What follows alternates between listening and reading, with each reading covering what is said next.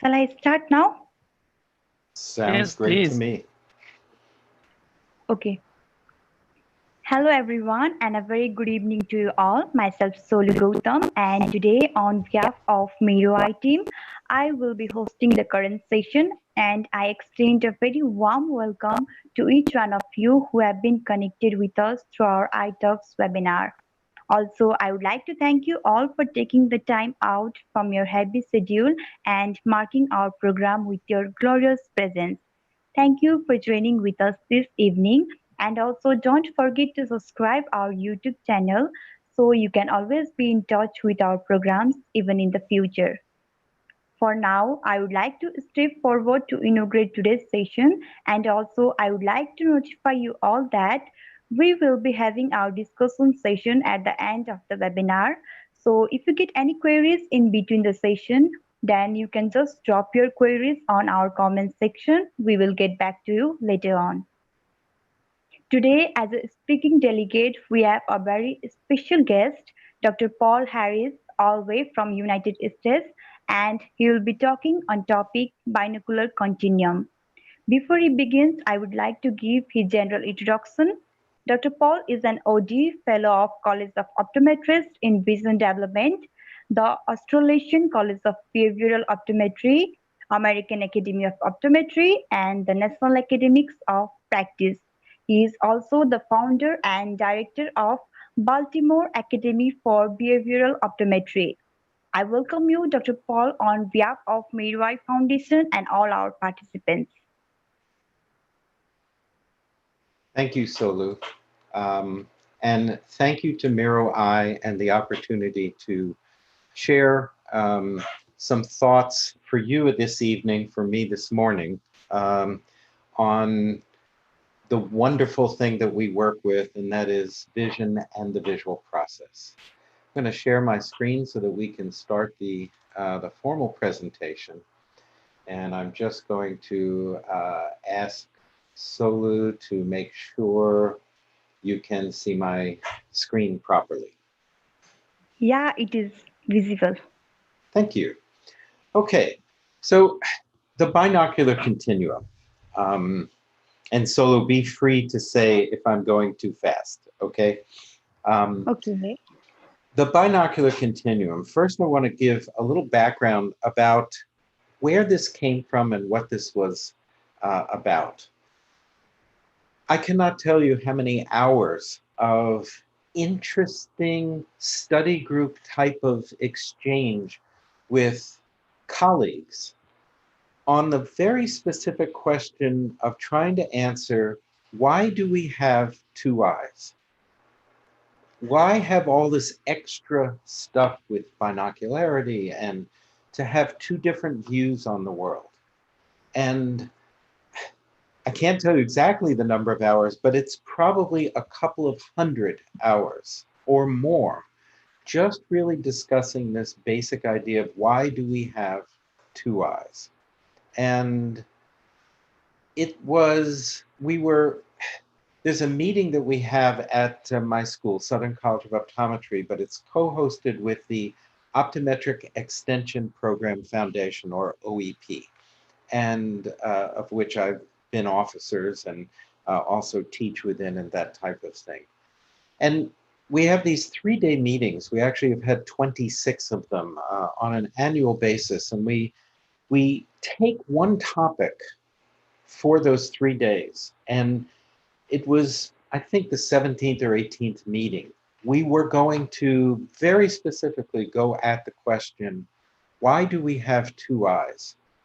And it was a few weeks before the basic outline of what I'm about to present to you came to me. I wrote it down. I was asked to then publish it. This paper, and I think I've shared the paper, has been published in the COVD Journal. Actually, I think this was in the OEP Journal, the Journal of Behavioral Optometry. And it has become a cornerstone of much of the education that we do in behavioral optometry. So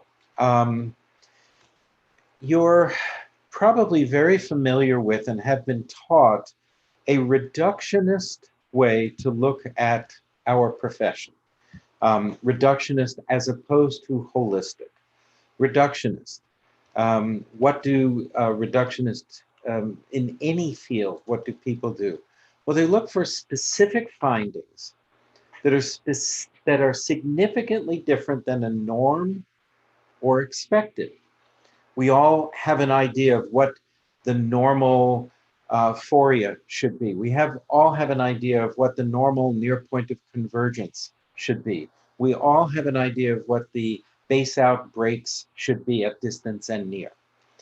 But in this approach, and this is how I was taught, we then would label the person based on that finding or a group or constellation of findings. So a person who we might consider a convergence insufficiency, for example, would have a receded near point of convergence or a base out break at distance significantly below the 19 that we expect, or the base out break at near significantly below the 21 that we expect. So look for specific findings that are broken. We would give them a label. And then the idea was, if we treat that broken area, we have receded near point of convergence, let's teach convergence. You would watch the numbers come back, and then everything was supposed to be okay. And the basic idea, I tried to use a word, and I know it doesn't translate well. The words are cubby hole. But I think you can see here, this would be like at a bowling alley, and the shoes all in their nice little thing.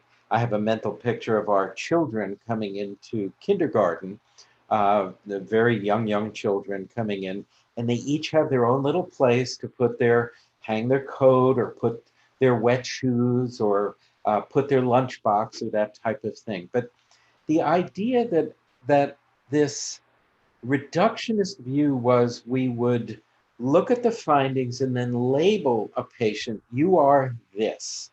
And it was static. Once labeled, that label would remain with that person for a long time. And we would even talk that way. Oh, I had a convergence insufficiency today. Or I saw that esotrope today. It wasn't a human being who showed the symptomology of convergence insufficiency. It was a convergence insufficiency. So the person, in essence, became their condition. And we treated the conditions, not the human being. And that's an issue, that's a problem. So what's lost is the dynamic nature of how the person meets the changing demands that life presents. Moment to moment in our lives, we're presented with challenges. Up a curb, down a curb, keep the space in traffic. Do I cross the street or don't cross the street? I want to grab that container of liquid. Can I get it to my mouth successfully, or do I knock it over or spill? So life has a series of demands for us. And do we always, and I think what I'm challenging is, we do not approach every single one of them exactly the same way. And so there's a dynamic nature of the demands of life, and there's the dynamic nature of how people meet those demands. So what I developed was this idea. And you'll see we're leading really to the last slide, which is our main discussion point. But I thought I wanted to talk not eyes, but channels. And I think you'll get a sense of why I'm going to use that word, and not eyes. Famous quote from a famous optometrist. You may not know the name, but again, in the United States, and I apologize for being so United States centric in the presentation. I'm very much an international person. As you hear, I have a fellowship in the Australasian College of Behavioral Optometry, travel the world, not now, not with COVID, and maybe we should say, I hope everybody here is safe and well, and that your family is well, and you're doing all the things necessary to keep COVID out of your households. But the late Robert Kraskin, or Bob Kraskin, said there is no vision in an eye. There is no vision in an eye. The eye is just the receiver. It's just the first part in this incredible system. So I'm going to talk channels, not eyes. Next, I'm going to use a term that really comes out of computer science, if you will, or the internet, bandwidth. And I think you know what I mean, but we'll talk about it. Next is the word flow. And I think of, as we get to it, some of the work of Mihai Csikszentmihalyi from, I think that's Czech, but flow, the psychology of the ultimate experience. And just when we're in flow, we can be very involved in things, but we feel great. And that's an important thing. And then I'm going to talk about filtering and amplifying different things that come in, and then efficiency. So channels. This is the general term I'm going to use that includes everything that's part of the visual system that allows us to derive meaning. Okay, my basic definition of vision, or the visual process, is vision is the deriving of meaning and direction of action as triggered by light. The purpose of the visual process is the direction of action. So we're not just talking about vision as an input system and then the brain does the rest. We're talking about vision as an action system. So we go out and get information. We use that information then to direct the actions. And I'm talking about everything that's involved with that. And a channel then refers to the entire connection assembly, right-sided versus left-sided, and that's only that it initiates there. I know you all know the anatomy, that immediately after the optic nerve, we have the partial decussation, the shifting to each of the lateral geniculates. We have from the lateral geniculates back to primary visual cortex. We also have 9 other branches of the optic nerve that send signal to other parts of the brain. And we know that 8% of the optic nerve is bringing information from the frontal parts of the brain into the eye to help us recognize things we expect. So you're all familiar with this type of picture.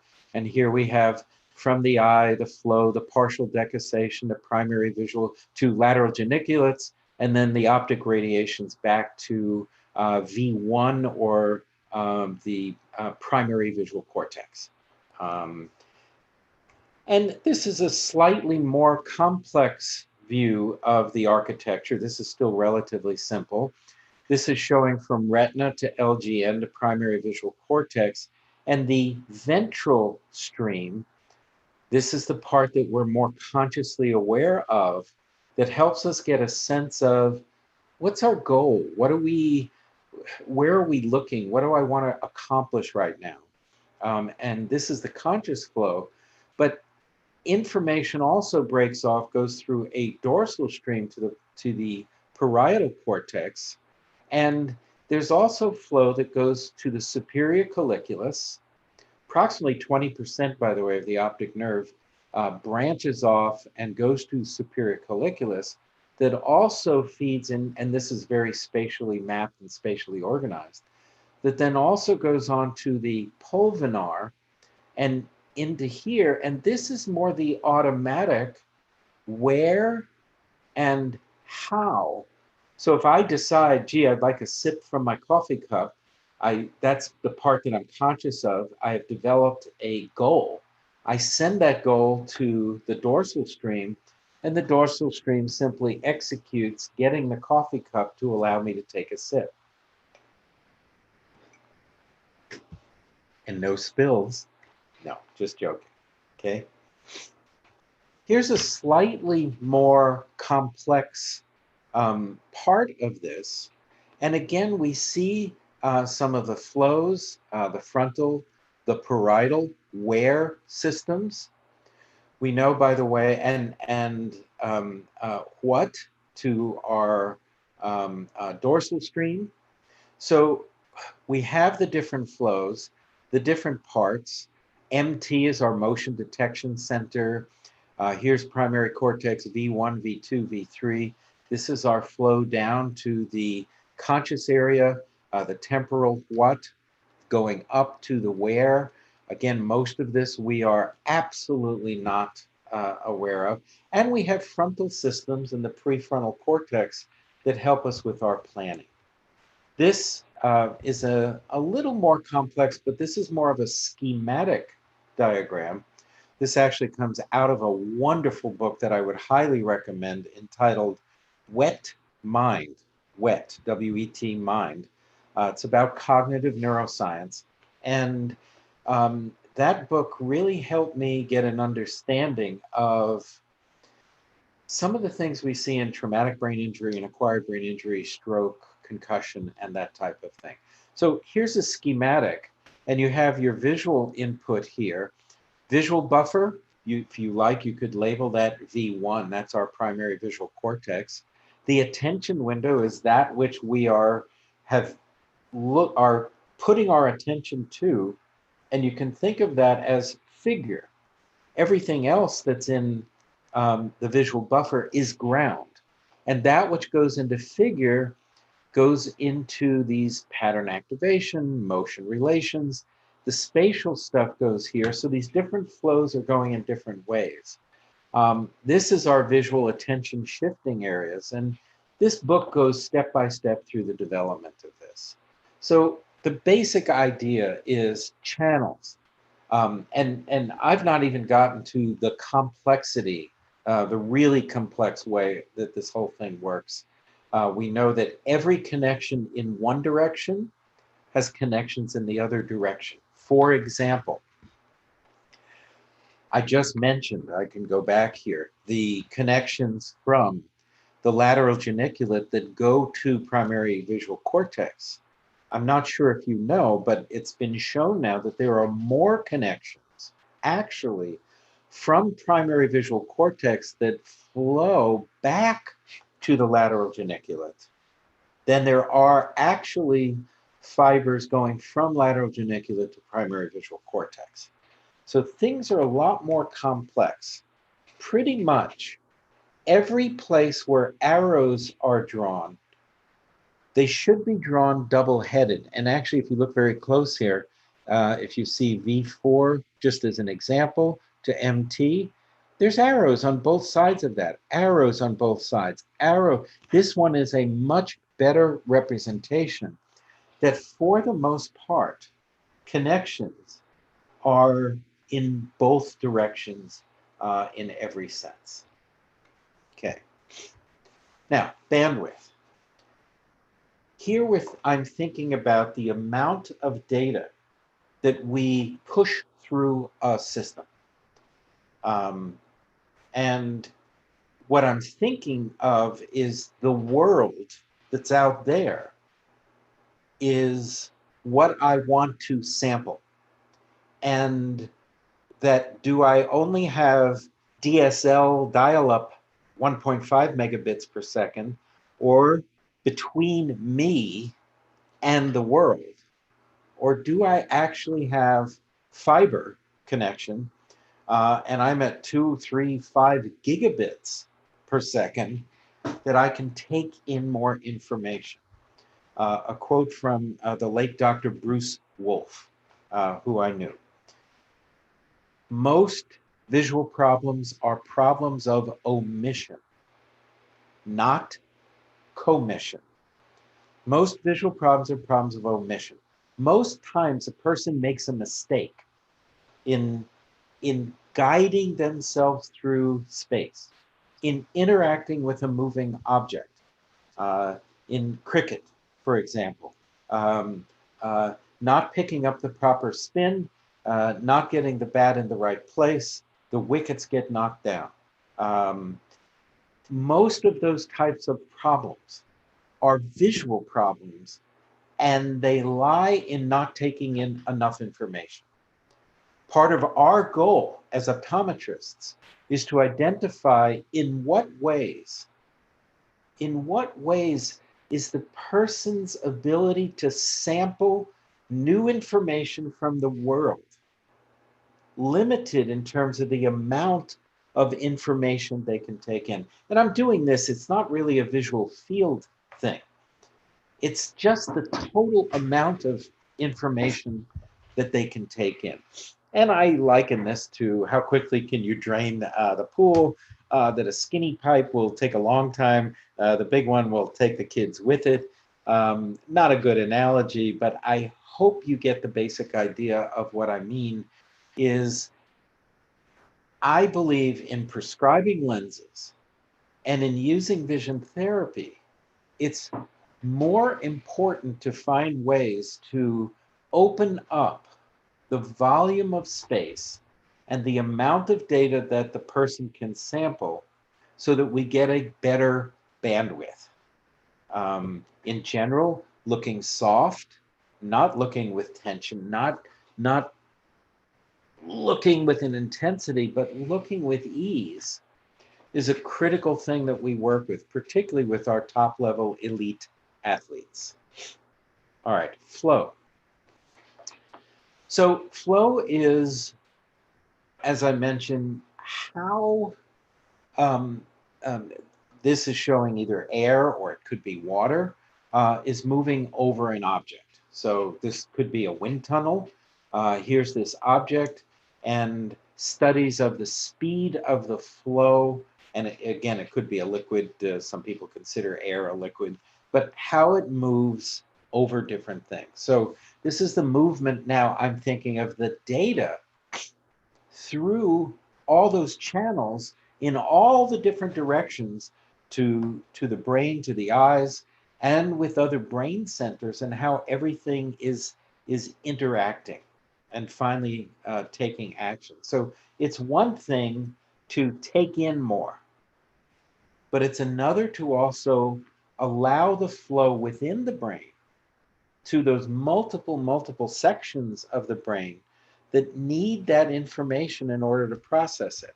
If I go all the way back, this is a very simple diagram. I know it looks more complex than before, than this one, but even here, how much flow is going to go from V1 to some of these areas, to some of these areas? It can't all go to every area. And we have systems that either are going to gate them down, block, open, and distribute, if you will, potential information. Okay? And there are different life situations that demand more of a identification conscious what type of discrimination. So for example, is that a friend or a foe?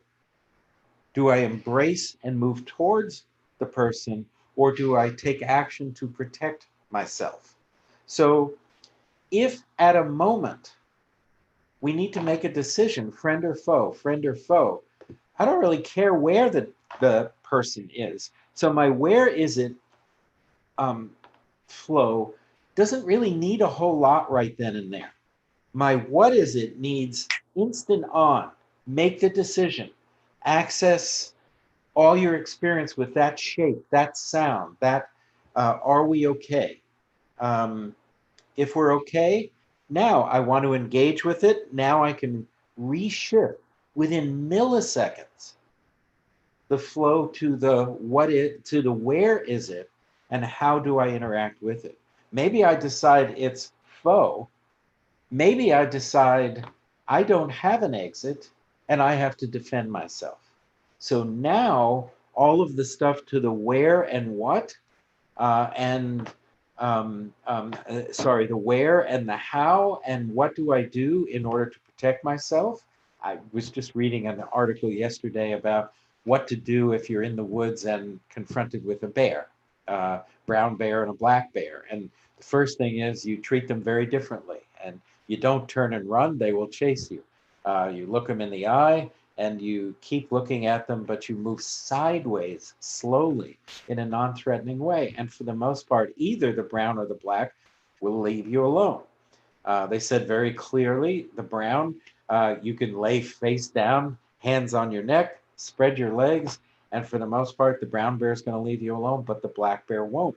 So first the identification, friend or foe, black or brown, and going down the decision tree. So I hope you get an understanding of what I mean of those kinds of decisions. So in this instance, again, flow refers to the totality of all information flowing in all directions along all of these branches. What is happening? And this is to show you flow on a wing, on a golf ball. Turns out, and I saw some recent information on the experiments on this, that a golf ball that has no dimples actually doesn't travel very far and will go in very wacky paths. And the dimples allow laminar flow to actually stay longer or further on the backside of the ball. And it's this pressure differential that moves the ball forward.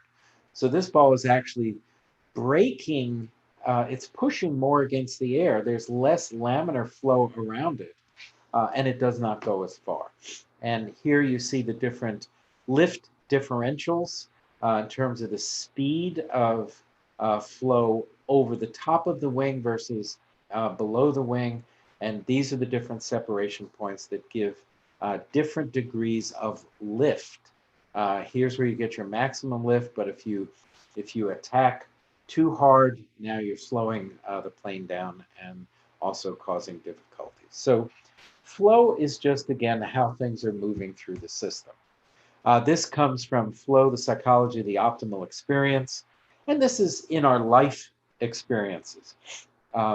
Life presents us challenges. We bring to whatever we're doing certain skills. And I think what's interesting is for us to feel engaged or feel in flow,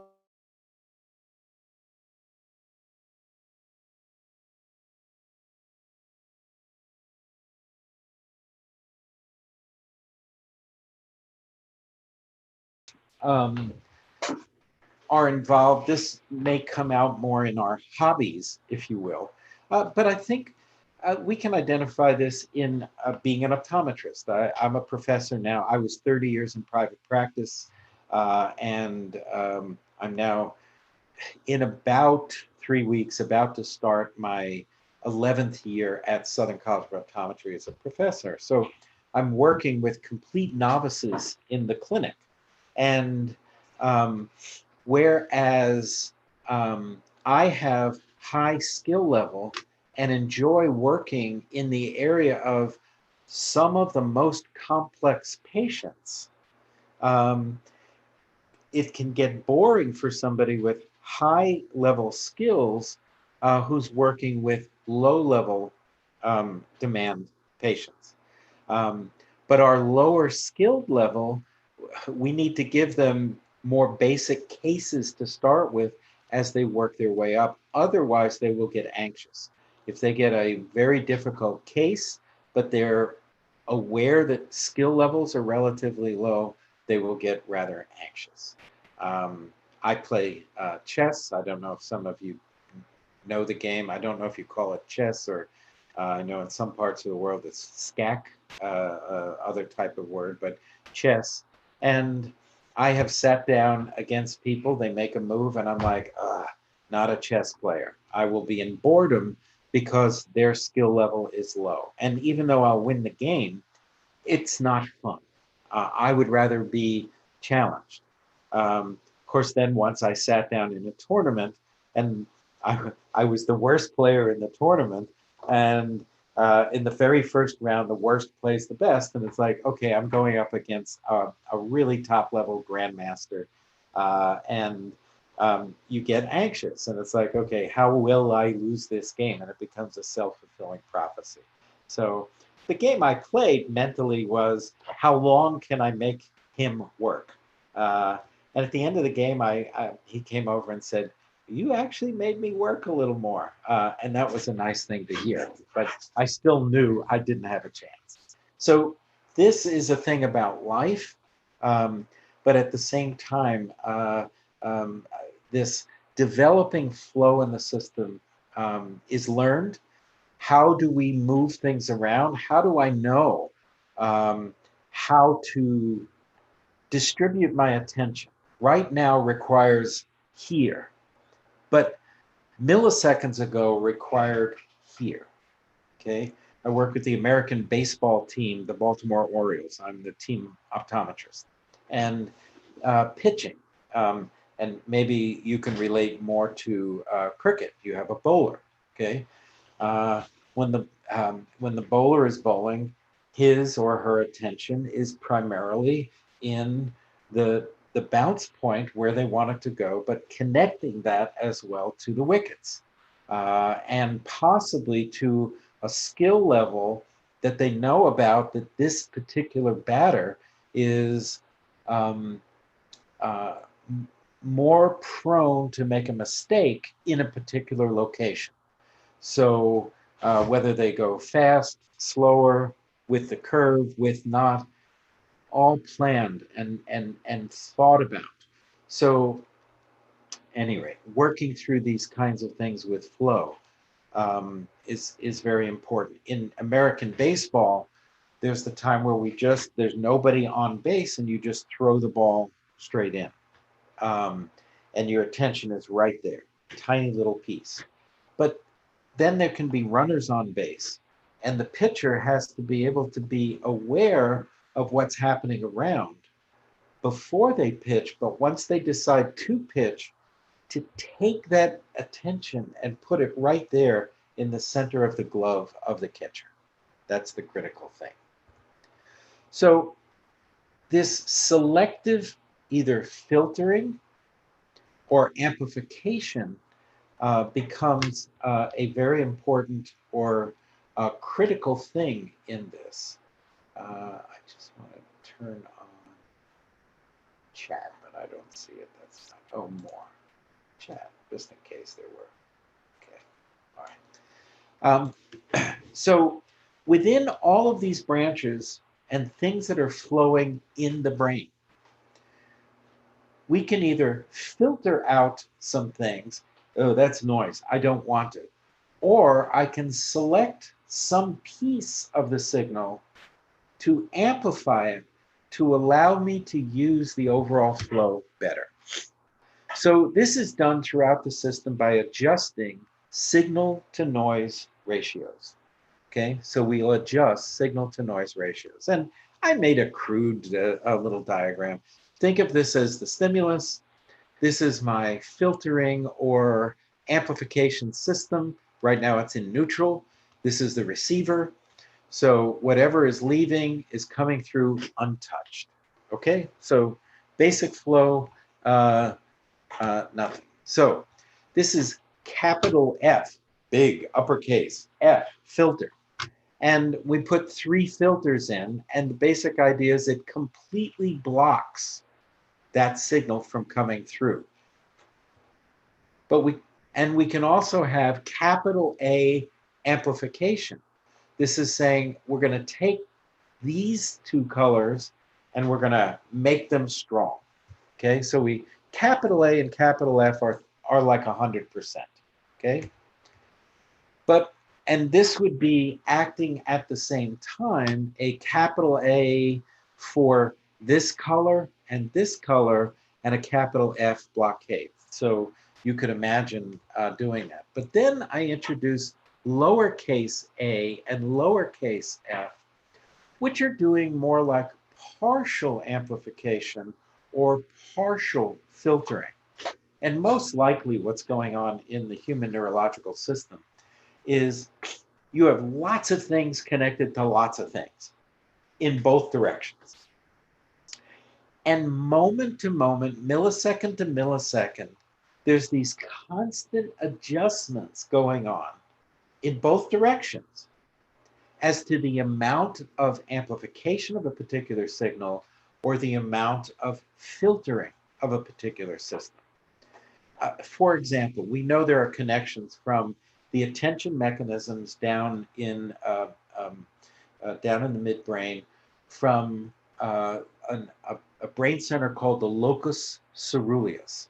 And those cells have great big long pathways and connect, not just in V1, but in lots of parts of the brain. And they act more like our F, capital F or lowercase f, tuning things out as is needed or suggested. We know that the pathways from the primary visual cortex back to the lateral geniculate, their primary responsibility is amplification. And they will partially amplify or really amplify something that at that moment, we, the person, or other systems have decided, this is very important. I need this information right now. I have just tripped. I'm starting to fall.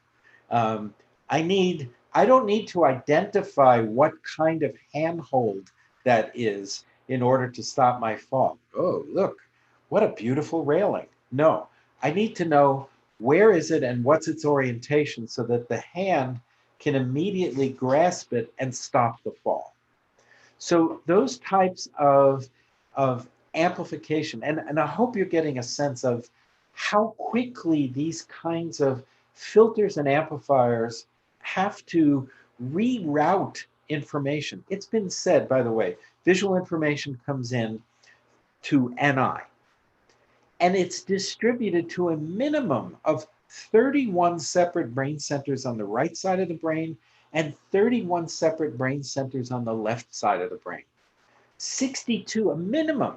There's probably other brain centers that are secondarily or tertiary getting the signal from these other parts of the brain.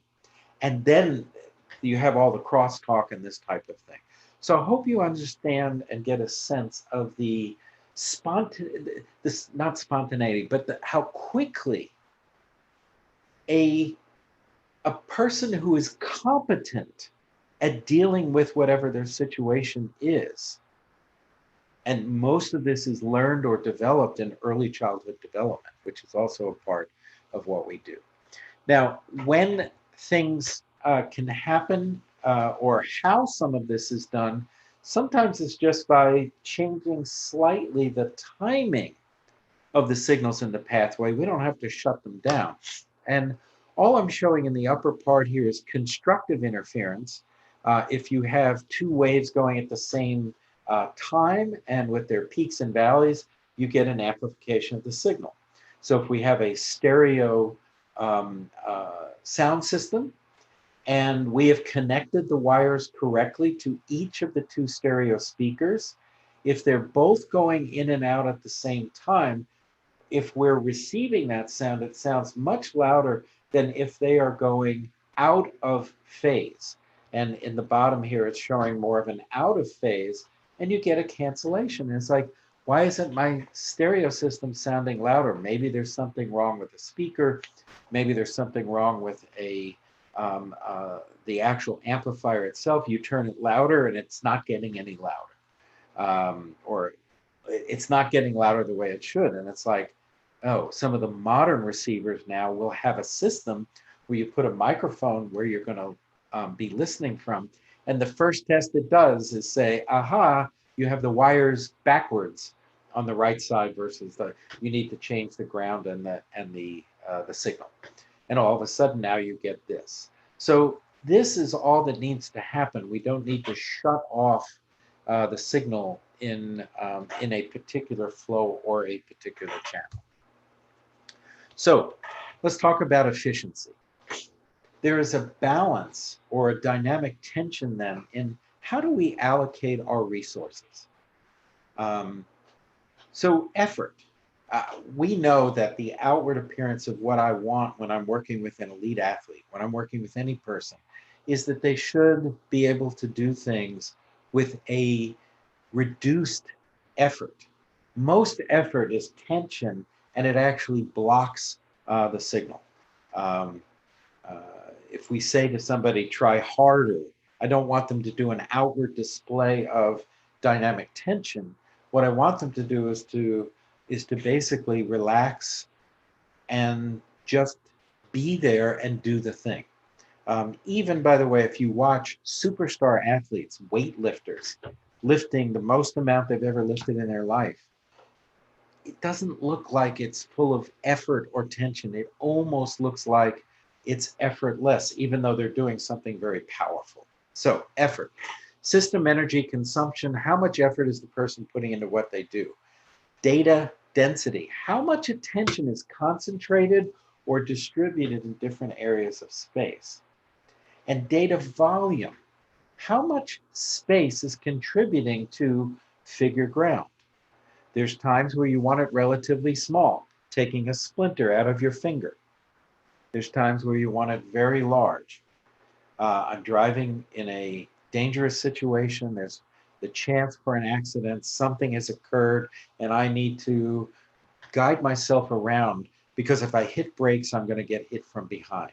So taking in lots and lots of space, including what's happening behind you, becomes critically important. Now, production. What are the actions that result from that? And you have a ratio. Efficiency is your production divided by the effort. And this is just a basic idea. I took it from power of a system or how much electricity. And there are relationships between this in terms of getting maximum efficiency. And that's all I tried to imply here. So this is actually where we were headed. And this is the binocular continuum. I'm going to take a few minutes now, describe this, but all of what I just said goes into how this works. The binocular continuum. A person doesn't use their binocular system the same exact way all the time. Throughout the day, they're moving up and down here. So let's just define. Binocular interaction. The person is using both the flow of data through both channels. They're interacting. So we get a 1 + 1 = 2-ish kind of effect. And the person really has no sense. Is what I'm doing right now more because of what's coming in from my right eye or my left eye? I'm just using the flow. I see the world from a unified place, and it's good. Integration it's seamless in terms of how it's being used together. It's better than interaction. Sometimes there's this nice thing. Sometimes in interaction, it's more right-sided, it's more left-sided. When we get to integration, the flow is relatively seamless, very strong.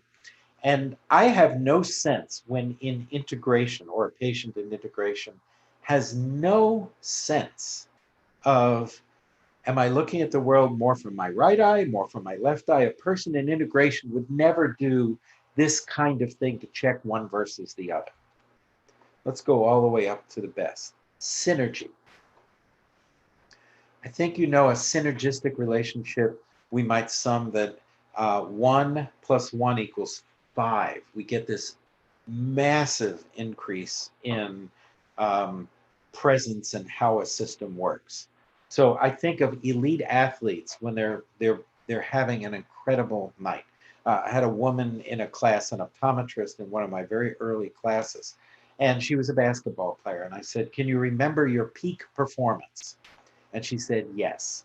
And I said, "Oh, okay." She wasn't that tall, and I didn't think it could be that good. And I said, "Well, tell me about it." She said, "Well, I was playing for in the NCAA, that's our college, all-star game for Division I. That's the best players in the country and the top level, and it was the all-star game. Now, college games, whole teams score 60, 70 points, sometimes even less. I said, "Well, how many did you score?" Expecting her to say 20 or 22. She looked at me and said 65 points. And my head just went. She said, yeah, what happened was I would get the ball, I would look up, and all I saw was rim. It just kept going. And of course, I could throw the ball up, make the shot, and it was like there was a vacuum from the center of it just pulling whatever ball I threw up there right down. So her perception was the basket was huge. Now, if you've ever played basketball, most people don't realize two balls can actually go down at the same time. A lot of people think it's only 30 or 40% bigger than the basket, that the basket is only about 30 or 40% bigger than the ball itself, but it actually can take two. But her perception that night was altered by this synergy type thing. Ice hockey goalies have said, because of the work that we did, the puck looked like it was twice the size, moving at half the speed. So, of course, I could stop it. Baseball players that we've worked with say the same thing. The ball just looks big and it's moving slowly. So, of course, I can turn on it and hit it and be aggressive. Receiving the serve in tennis, hitting a golf putt. The hole in the grass looked large. The path that I visualized, the ball going, rolling and going into that hole, it was just very obvious. All I had to do was start the ball at this path, at this speed, and of course it was going to go in. So that's synergy. So interaction, sometimes there's a little bit of sense of both working together, but sometimes you get a right-eye feel, a left-eye feel, maybe a little suppression on something. Integration, nice and seamless, but you don't get this huge spatial distortion type of effect that's a positive. Now, let's go down the right side. Interference. Here, what you usually have is a pretty dominant fellow eye. And what you have is another one that's bothering the system. Okay, I do electrodiagnostics. I do a visual evoked potential where we record from primary visual cortex. We have stimuli on the screen, checkerboards that change back and forth. And when someone is in interference, I get a signal from the fellow eye, an amount, 20 microvolts, for example. And maybe on the other eye, maybe it's an amblyopic channel or a microesotrope channel, something's not right. And what I get is 12, okay? I get a signal, but it's not like the 20. But then I do two eyes together. And in a normal person where I have 20, 20, both together should be like 24. That, by the way, would be an integration. In interference, I have my 20, my 12, and then both eyes together, I get 9 or 11. In essence, this eye, the flow through this channel is causing disruptions throughout the system. That puts pressure on the person to either turn the eye more, blur the eye more, or learn to suppress the channel. Interference is not a happy place for most people. Either they will figure it out and come up to interaction, or they will drop down to either alternating the channels. I'll use this one more or this one more. We see that in exotropia. Or they'll become a single-sided constant trope with amblyopia. So here's the basic point, and I think we're drawing close to our appointed time, and then we'll go into questions. So Solu, please know I'm watching the time. But during our exam, what we're trying to figure out is where does the person live most of the time? The single-sided is very easy to see. Synergy is almost impossible to see. We can get an idea of beautiful, smooth integration with our eye movements, with our near point of convergence, our reach, grasp, release, our base in, our base outs, our phoreas. We get an idea of this interference on lots of tests. Gee, I don't see as well. I'll cover, oh, much better, okay? We do our refraction, and we get a certain acuity with this channel, a certain acuity here. We expect the two-eyed one to be better, and it's not. and that can be interference. In interference, we'd expect some of our stereo responses to be lower and that type of thing. Now, here's my point. People, usually not on this alternation or single-sided, but people during the day might live in different places. Maybe, for example, 1% of the day they're in synergy, 15% of the day they're in integration, 35 or 40% of the time they're in interaction, and the rest of the time they're in interference, and almost never do this, okay? But then you have some people who are here 60% of the day, here 4%, and then down here. And that's my point, is that when we're examining somebody, the idea of saying you're a convergence insufficiency is only maybe based on one test at that moment, but doesn't give us a sense of where does this person live on the binocular continuum. When I get a sense of where they live here and how easily they move up and down this, what I'm trying to do with my prescribing and how I do my vision therapy is to decrease the probability that they live on the right side and increase the probability that they're going to spend more time on the left side of this. Ideal would be to be mostly in integration, to come up to synergy when in a performance type of situation. I cannot imagine somebody living in synergy their entire life. This would be some type of, it would cost too much energy. I don't even want to call it nirvana. It would be too much, it would cost too much to the person. Maybe this is the ultimate goal of some Eastern approach to life. But my guess is being in integration would be far more what I'm after. And dropping down to interaction at times. This would be my goal. So this is the binocular continuum. And this is my contact information. And Solu, I think I will unshare the screen. And this would be an appropriate time. Not new share, stop share. This would be an appropriate time for questions and answers. Okay, thank you so much, Dr. Paul, for such a wonderful session. Well, now it's time for the discussion session to begin. I will be reading out the questions for you. Are you ready to take the questions, Doctor? I was born ready. No, I'm just joking. Yes, of course. Okay. We I have don't know our if, first question. yeah. Yeah, please. You were saying something, Dr. Paul? No, I was going to say, I didn't know if you wanted to copy and paste from one to the other, and then I can just read them instead of you having to say them. But just go ahead. That's probably easiest. Okay. Our first question goes as, is binocular continuum important for depth perception?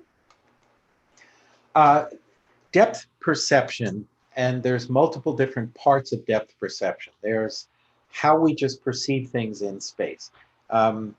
So if the person is in either single-sided or alternator, they're not going to be very good at perceiving depth in the world. About the only thing they can use is parallax, how do different things move one relative to position. That would be like monocular depth perception. Now, if the person who asked the question is meaning stereo acuity, and often stereo acuity is confused with depth perception. A monocular person who has no stereo acuity can have very good depth perception in a monocular sense. And actually, there's more clues or cues to knowing where things are on the z-axis, depth, from the monocular clues to depth than we actually get in stereo acuity. Stereo acuity helps with knowing how much space there is here, and actually helps much more within arm's reach. So yes, they relate. And I would expect more of the people that are at integration and interaction to have better overall depth perception, where are things, as well as having better stereo acuity. Okay, thank you for your answers, Dr. Paul. We have another question. How can we diagnose the problem, whether it lies in channels, flow, or processing center? Just give me the last part of that again, whether it's, Whether it lies in channel, flow, or processing center. I'm not sure I understand the question, but I'll see if I can try to Okay, answer. I I will try to post the question on the chat box too. You can check it out there. Okay. Yeah, but I think what is being asked is, how do I know where the problem is? Um, and then how do I know if how to help fix the person? As behavioral optometrists or as optometrists, the only thing we can do is observe the human behavior that's in front of us. I don't know that we can ever know precisely where the problem is. Okay, is it in whether it's processing? Thank you for that, Solo. It's easier to do, and if you can put the next ones in there now, that actually is easier for me. Okay, so is it in a channel? Look, there are things that would tell me that. Gyroscopic tracing, Van Orden star. I'm getting suppressions on various things that I do. My stereo acuity, I use a full random dot global stereo test, not one with worked circles and this type of thing. But so there are responses that would give me a sense that the two channels are battling rather than working together. Um, and if it's a flow type of thing, you almost get a sense of the system. I don't know if you know the word stuttering. We usually think of that in how a person speaks, but I think of it as the system just not operating in a smooth way. Okay. So you do eye movements, and instead of there being this nice whoosh, what you get is ta ta ta ta ta ta ta ta ta ta, and or that's what it sounds like to me. Obviously, I can't hear but the movements are jumpy or choppy. Uh, so uh, that would most likely be more of a flow problem. Uh, the bottom line is, what are the tools that we all have? Lenses, prisms, filters, or vision therapy. So if the problem is a visual problem, now I'm going to some of the Bob Kraskin definitions. A visual problem is an unmet need that the person has that can be served by improving their visual abilities. If that's what we are dealing with, then I don't need to know exactly where the problem is. My only tools are lenses, prisms, filters, and or vision therapy. So I'm always going to look to prescribe in a way that improves flow, that improves how well the person uses the two channels together, and that we hope that processing improves as well. Okay, thank you for your answer. Hope that answers the question. I could not see any more questions. If you're having any queries, then you can come up with your questions on our chat box. Dr. Paul will be happy to clear all your queries. Okay, Dr. Paul, let's wait for some few minutes if anyone is willing to come with their queries, okay?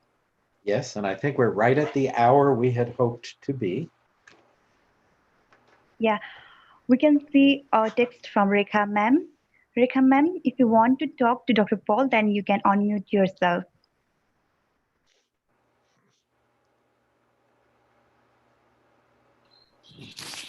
Greetings, Dr. Paul. It was amazing listening to you. I've always heard about you from Dr. Tom. Both of us happen to be a big fan of yours. So Nice to hear from you. And Dr. Taub, Mark Taub is a wonderful human being to work with, a wonderful colleague to bounce ideas off of. And if any of you are interested, if you look up Review of Optometry, focusing on refraction, the two of us together have a series of articles that we have done on techniques of refraction, and I think you might find it helpful. If I can, I'll see if I can do a quick search for that and put the URL into the chat. Yes, review of optometry, focus on refraction. Yes, and here's one place you can go. Let me go back now to the chat, and I can put that into everyone. Solu, does the chat go out also on the feed or only the video? No, no, doctor, it is only in Zoom. I will share it on the YouTube too. Good. But So then my you have, question to Dr. Paul yes, was, go ahead, Rekha. wet mind has really caught my curiosity. So I probably you spoiled my night. So so what other books could you recommend which comes at top of your mind as of now? Well, I'm almost reluctant to share with you my reading list. Let me see if I can get that for you. I think I may have to send that later. Papers, book chapters. I believe it's on the OEP website, but I don't have it right away. But my reading list is, it's I'm in my 41st year in the profession. You all can see the white hair. So I've been around a while and I read a lot. And I never know what's really interesting to people. And here's what I could say, Rekha, at different parts in our careers, I think different things that we read will become really, really relevant and potential to change your thinking. So almost what I'd rather do instead of just saying a book, right? Because I don't know if you've read Kraskin's Lens Power in Action. Yes, I did. Okay. So, you get a sense of those things. It might be best to send me an email and say, here's the last 10 books I've read. Here's 2 of them that I found really interesting. What would go further? And I would be glad to make a personal recommendation that way. That's so kind of you, Dr. Paul. Because what I have seen is we do have people talk about vision therapy, whether it's in India or in Nepal. But I sometimes feel it is too metric, Yes, absolutely. I agree with you 100%. And most of my patients are pediatric and come from the special population.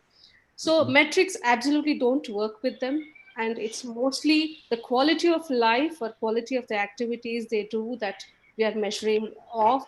So I always keep in search for things that go beyond the metrics and somewhere into the realm of psychology or neurology. I mean, those are the kind of books that I am in search for.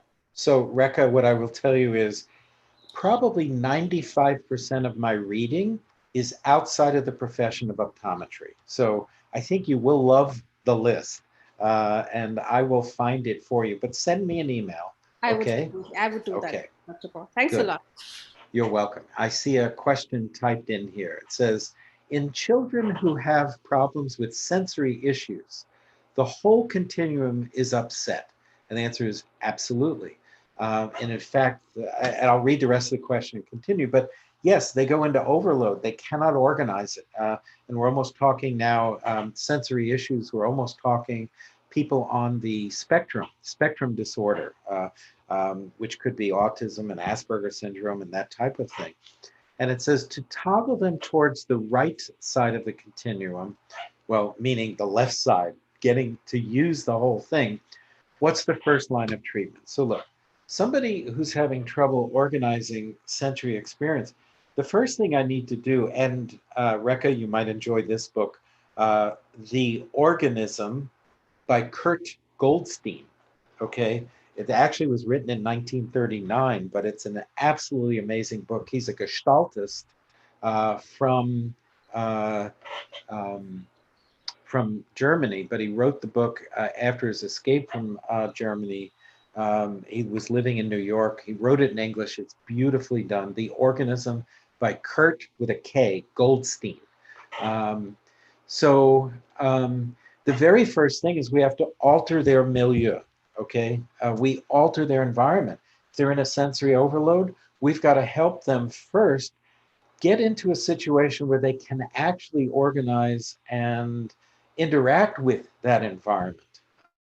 And we need to decrease the amount of signal. We need to decrease the amount of edges. We need to, so one is, for children like this, we've got to help them be in an environment that they can handle, and then start with getting fixation. Just getting them to look and stay on something.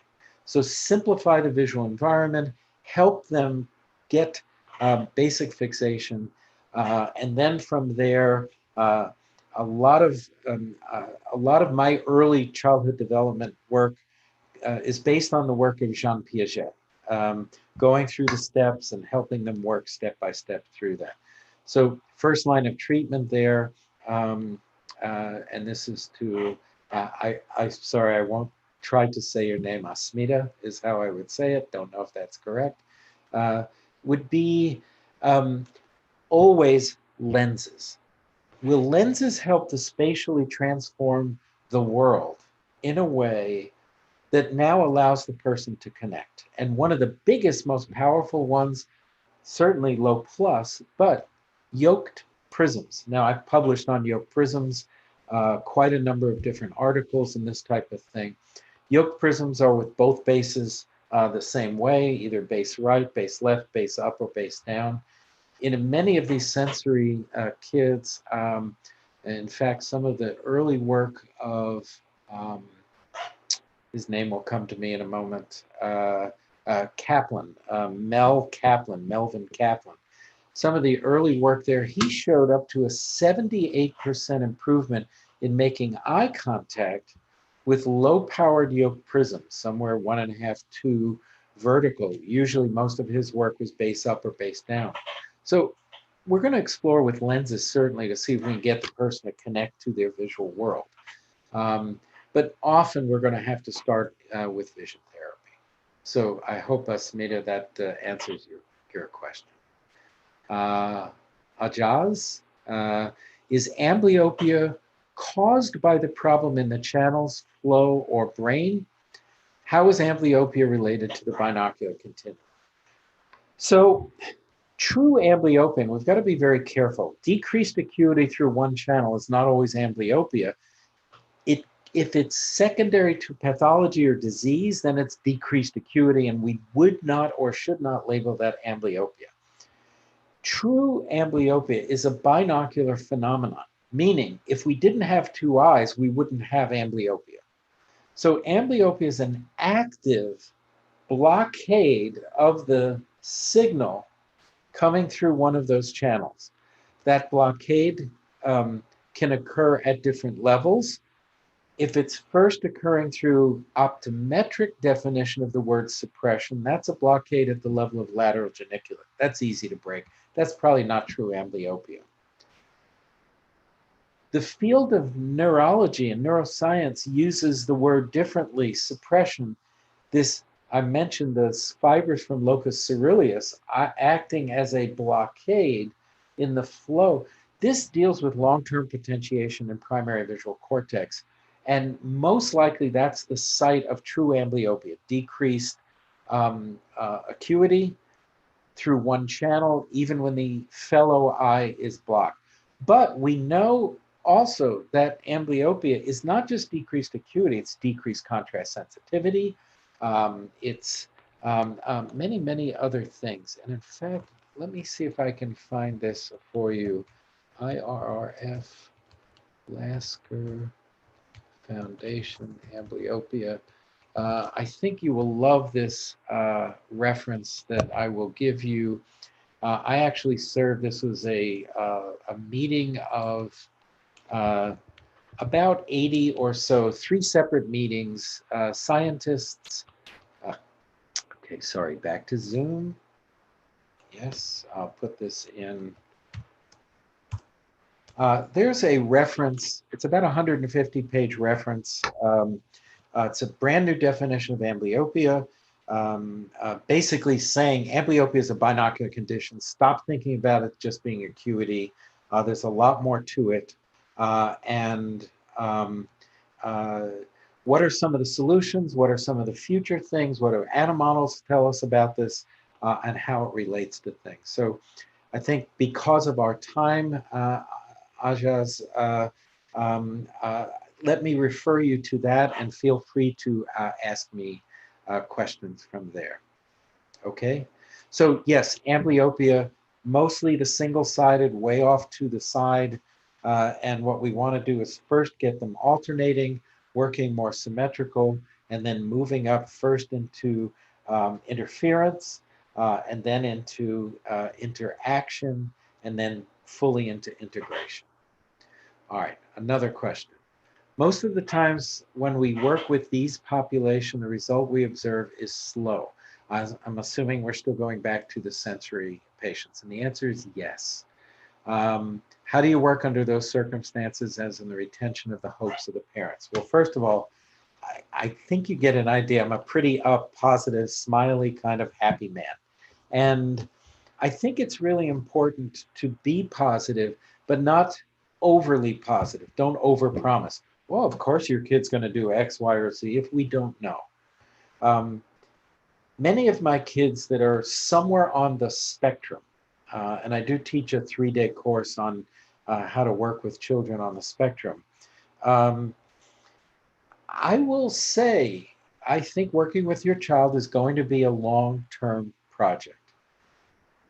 That you're going to have to give me at least 4 months on faith when doing our VT. At least 4 months on faith. But at the 4-month point, we will know exactly where we're headed.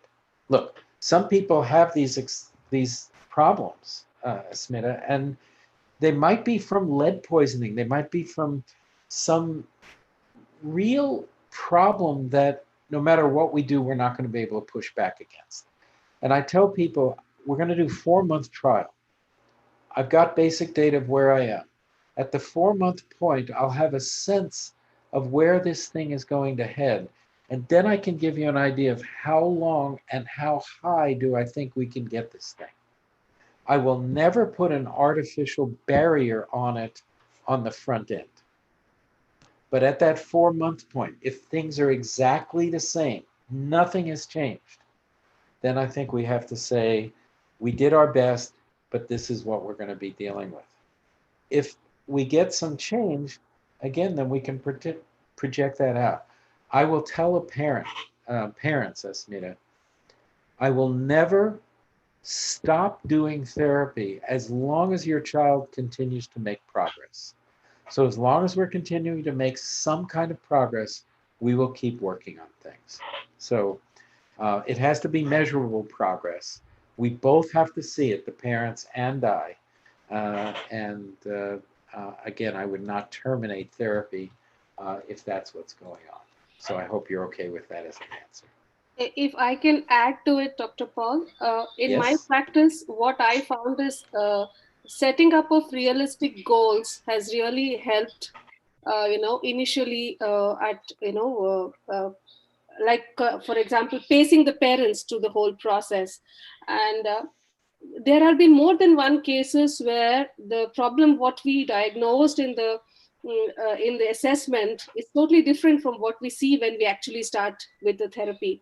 So exactly. Then, and always keeping the parents in the loop, always keeping them informed of whatever changes we are making, and keeping them as a part of therapy has really helped me bond with the parents too, and help them. This has been my experience till now. Absolutely. What I liken it to, Rekha, at times, and particularly with traumatic brain injury and acquired brain injury patients as well, it's like peeling an onion. You're starting on, we have to just get fixation, okay? I'll just give that as an example. Well, when you get that, you peel that away, and now we can look at what's the next layer. And then what's the next layer? We need to be able to move it. We need to be able to hold it. We need to be able to, under their own control, shift from one thing to another and back as appropriate, and work our way through, each time peeling the onion. And sometimes you peel a layer and it's like, oh, I thought this was going to be okay when we got here, but now we have to do this or have to do this. So yes, um, I did my therapy once a week, 50 minutes. All my therapy was one-on-one in my private practice. And I assigned home practice on a daily basis so that we got the supportive kind of work. Every 8 sessions, we would stop, do a reevaluation, and we would talk. But at the end of every session, we would also check in with the parent. How did this go? What's going on? Here's what I'd like you to do. And find out also what are the unmet needs right now? What has changed in their life? So, Rekha, I can just support that what you are saying is absolutely the approach, and sounds wonderful, and like you are also a wonderful resource in your country. Thank you, Dr. Paul. And any improvement when it comes to special population makes a huge impact in their life, especially with the special population. You know, Yes, that's small little change in what we see yeah. is usually amplified in Yes. their quality of life. That's one thing which makes me keep working with these children. I mean, yes. Solu, are we good? Okay, doctor, I guess we have answered all the questions till now. And Solu, I will tell you, we have only answered questions to now, but my hope is that this generates more questions. The last slide, and you have my handouts, you have my email address, and I really do welcome the opportunity to continue the dialogue via email. And if you found this interesting and you would like to have me back, I would gladly serve the interests of optometry in Nepal. And it sounds like we have some people on from India as well. okay, thank you, doctor. Considering the time limits, here I announce the closure of discussion session. And I would like to thanks to all the participants for coming up with your queries and making the discussion session interactive. And also special thanks to Rekha ma'am for joining with us today. I would again like to express my immense gratitude towards Dr. Paul for sharing us his invaluable insights and to all the attendees for their endurance. Also, I would like to thank all the direct and indirect helping hands for the ITEX program. Before wrap up, I request our today's presenter to share his few words to our program.